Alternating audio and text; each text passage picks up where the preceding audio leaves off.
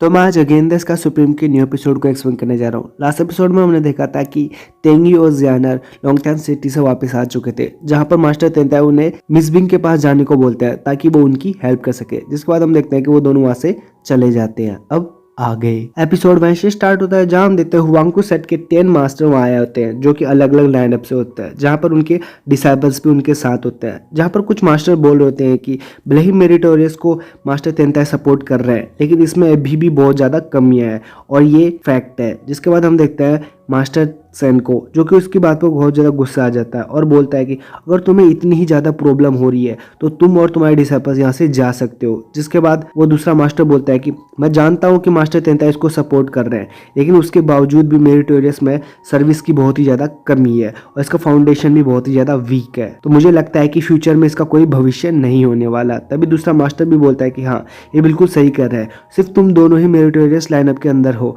और उसके बावजूद भी तुम्हें लगता है कि आने वाला समय इसका बहुत ही ज़्यादा अच्छा होगा। ये कितना ज़्यादा शर्मनाक बात है। तभी हम देखते हैं दूसरे मास्टर को, वो बोलता है कि तुम भूलो मत, हमारे पास एक स्टूडेंट है जिसका नाम तेंगयू है, वो बहुत ही ज़्यादा जीनियस है, तुम्हें उसके बारे में अच्छे से पता है, तो तुम मत भूलो कि जैसे ही वो यहाँ पर आएगा तो अपनी तरफ वो बहुत सारे डिसाइपल्स को अट्रैक्ट करेगा, जिससे मेरिटोरियस लाइनअप के अंदर बहुत ही ज़्यादा डिसाइपल्स हो जाएंगे और तुम उन्हें गिन तक नहीं सकते। तभी हम देखते हैं कि मिस बिंग और तेंगयू वहाँ पर आ जाते हैं। मिस बिंग को देखकर वहाँ पर सारे डिसाइपल्स और सारे मास्टर उसको ग्रीड करने लग जाते हैं। जिसके बाद मिस बिंग बोलती है कि तुम्हें इतना पोलाइट होने की जरूरत नहीं है। तभी हम देखते हैं तेंगयू को, उसके साथी उसको देखकर बहुत ही ज्यादा खुश हो रहे होते हैं और वहां पर चेयर अप कर रहे होते हैं। जिसके बाद तेंगयू डैनियल को देखकर बोल रहा होता है कि अगर मैं डैनियल और बाकी डिसाइपल्स को अपने साथ मिला लिया तो मेरिटोरियस लाइनअप के अंदर बहुत ही ज्यादा अच्छी तरह से विकास होगा। जिसके बाद हम देखते हैं मिस बिंग को, वो उन सभी को बोल रही होती है कि तुम सब उठ सकते हो, और वो उन सबको बताती है कि मैं यहाँ पर तुम्हारे डिसाइपल्स को रिक्रूट करने आई हूँ, जो कि तुमको मैंने बहुत पहले ही बता दिया था। जिसके बाद वो बोलती है कि मैं उनको रिक्रूट करके अपने मेरिटोरियस लाइनअप के अंदर शामिल करना चाहती हूँ। जिसके बाद उन सबको बोलती है कि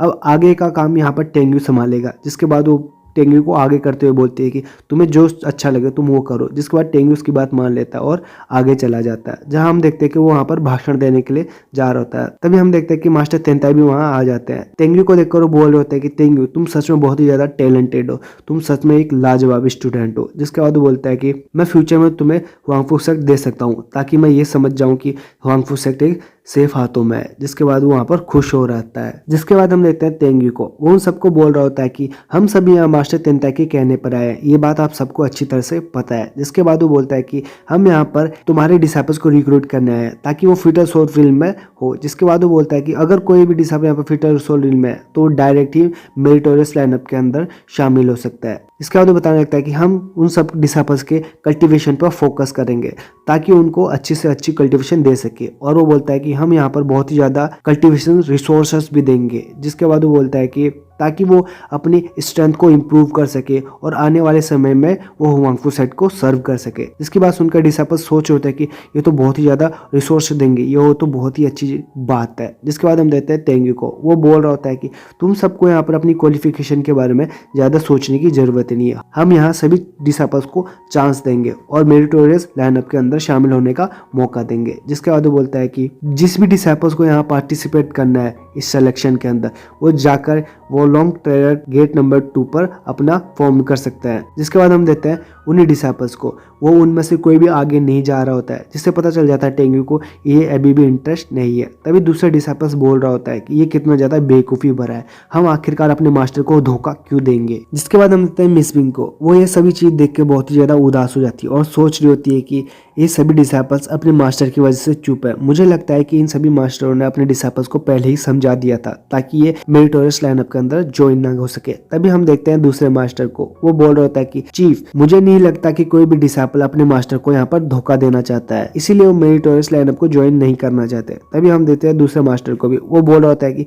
ये कितनी बड़ी शर्मनाक बात है कि तेंगयू को यहाँ होते हुए भी उसने एक भी डिसाइपल को अपनी तरफ अट्रैक्ट नहीं कर सका। जिसके बाद हम देखते हैं तेंगयू को, वो वहाँ पर थोड़ा उदास हो जाता है। तभी हम देखते हैं मास्टर तेंताई को, वो अपनी माइंड टेलीपैथी के द्वारा उससे तेंगयू को बोलते हैं कि तेंगू क्या तुम्हें मेरी तरफ से कोई हेल्प चाहिए, जिसके बाद तेंगू उसे मना कर देता है और बोलता है कि मैं इसे खुद संभाल लूंगा। जिसके बाद हम देखते हैं तेंगू को, वो वहां पर आगे जाता है। जिसके बाद तेंगू बोलता है कि मैं यहाँ पर कुछ और शब्द बोलने वाला हूँ, अगर उसके बावजूद भी कोई इस मेरिटोरियस लाइनअप को ज्वाइन अप नहीं करना चाहता तो मैं और मिस बिंग यहाँ से शांति से चले जाएंगे। जिसके बाद हम देखते हैं उसकी आवाज अब पहले से और ज्यादा तेज हो चुकी थी। जिसके बाद वो उन सबको बोलता है कि क्या तुम में से किसी को पता है कि मेरी यहाँ पर स्टैचू क्यों बना है। इसके बाद हम देखते हैं वो सभी डिसाइपल्स बोलते हैं कि क्योंकि आपके पास अचीवमेंट्स बहुत ही ज़्यादा है और आपके अचीवमेंट्स बहुत ही ज़्यादा बड़े हैं, इसलिए मास्टर तेंताई ने आपकी रिस्पेक्ट के लिए ये मोन्यूमेंट बना रखा है। जिसके बाद टेंग्यू बोलता है कि क्या तुमको इस बारे में पता है कि इटर्नल लैंड ट्रायल के अंदर मैंने 2 बार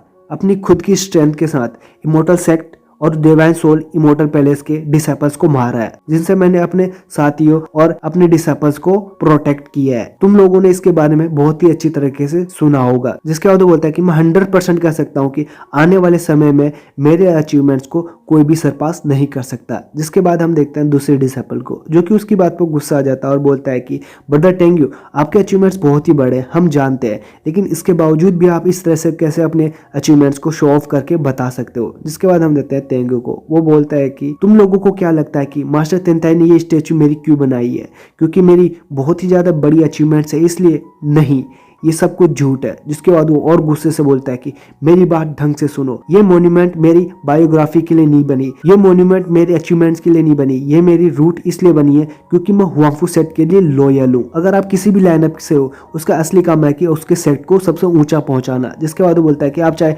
इस लाइनअप में हो या फिर मेरिटोरियस लाइनअप का, आपका काम है हुआंगफू सेट के लिए लॉयल होना। जिसके बाद वो बोलता है कि मैं हुआंगफू सेट के लिए लॉयल था इसलिए मेरा ये स्टैचू बना। जिसकी ये सही बातें सुनकर वो सारे डिसाइपल बहुत ही ज्यादा खुश हो जाते हैं और ब्रदर टेंग्यू को वहां चेयर अप करने लग जाता है। जिसके बाद मिस बिंग और मास्टर तेंताई भी उसकी बहुत ही ज्यादा तारीफ करता है। तभी तेंग्यू बोलता है कि तुम सबको अच्छी तरह से याद रहना चाहिए कि तुम अभी जिस लाइनअप के अंदर हो और तुम उसको छोड़ के किसी और लाइनअप में जाते हो तो ये मास्टर को धोखा देना नहीं होता। तुम्हारा असली काम है हुआंगफू सेट को और ज्यादा बेहतर बनाना। तो इससे ये फर्क नहीं पड़ता तुम किस लाइनअप के डिसाइपल्स हो, तुम्हारा एक ही गोल है। भले ही तुम अभी जिस करंट सेट लीडर के पास हो या आने वाले समय में जिस सेट मास्टर के पास जाओगे, उससे कोई फर्क नहीं पड़ने वाला। एट दी एंड तुम हुआंगफू सेट की एक शाखा के अंदर हो और हुआंगफू सेट को ही आगे बढ़ाओगे। क्या तुम भूल चुके हो कि हमारे एंसेस्टर की क्या लेगेसी रही है? उन सब का काम था कि वो हुआंगफू सेट को आगे बढ़ाए, इसलिए हमने अलग अलग तरह के लाइनअप बनाए और तुम किसी और लाइनअप में जाने के लिए तुम लोगों को इतनी बार क्यों सोचना पड़ता है? हम सबका ओरिजिनल काम है किसी भी लाइनअप को ज्वाइन करके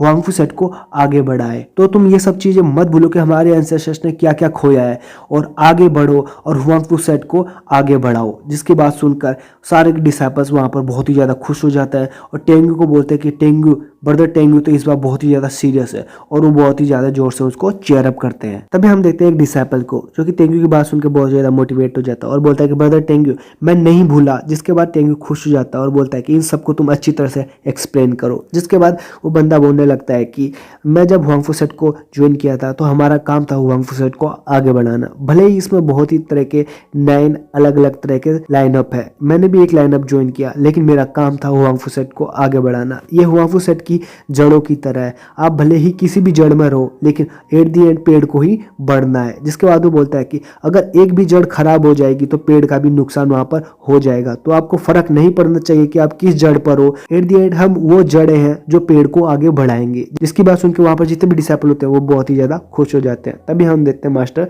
तेंताई को, वो बोल रहे होते हैं कि तेंगू, तुम तो बहुत ही ज्यादा टैलेंटेड हो। और वो बोल रहा होता है कि तुमने यहाँ पर सभी डिसाइपल्स को अपनी कल्टीवेटर रिसोर्स के लिए नहीं अट्रैक्ट किया, तुमने उनको अट्रैक्ट किया क्योंकि तुम हुआंगफू सेट के लिए एकदम लॉयल हो। जिसके बाद वो बोलता है कि तेंगू, तुमने अपनी लॉयल्टी दिखाकर उन सभी डिसाइपल्स के अंदर भरोसा जीत लिया है, अब तुम उस सबके दिल के अंदर हो। जिसके बाद वो बोलता है कि तुम तो सच में मेरे सन इन लॉ बनने के काबिल हो। जिसके बाद हम देखते हैं तेंगू को, वो इन सभी को चेयर अप करते हुए देखते हुए बहुत ही ज्यादा खुश होता है। जिसके बाद हम देखते हैं दूसरे मास्टर को, जो कि बोल रहा होता है कि अगर तेंगू इसी तरह और बातें करता रहा तो मुझे डर लग रहा है कि सारे डिसाइपल्स उसकी तरफ खींचे चले जाएंगे। जिसके बाद हम देखते हैं कि वो तेंगू पर वहां पर गुस्सा कर रहा होता है। तभी हम देखते हैं तेंगू को, वो वहां पर मुस्कुराता है और बोलता है कि मैं सिर्फ 3 काउंट करूंगा, उसके बाद तुम सबको अपना अपना डिसीजन सुनाना पड़ेगा। हम देखते हैं सारे डिसाइपल्स को, वो थोड़े कंफ्यूज हो रहे होते हैं और सोच रहे होते हैं कि आखिरकार हम क्या करे। तभी हम देखते हैं और मास्टर को जो कि तेंगू पर गुस्सा कर रहे होते हैं। उसके बाद तेंगू बोलता है कि मैं अपने सुपीरियर्स को यहाँ पर नहीं गिना सकता, और वो बोलता है कि एक बार तुम अगर मेरे टेररिस्ट लाइनअप को ज्वाइन कर लिए,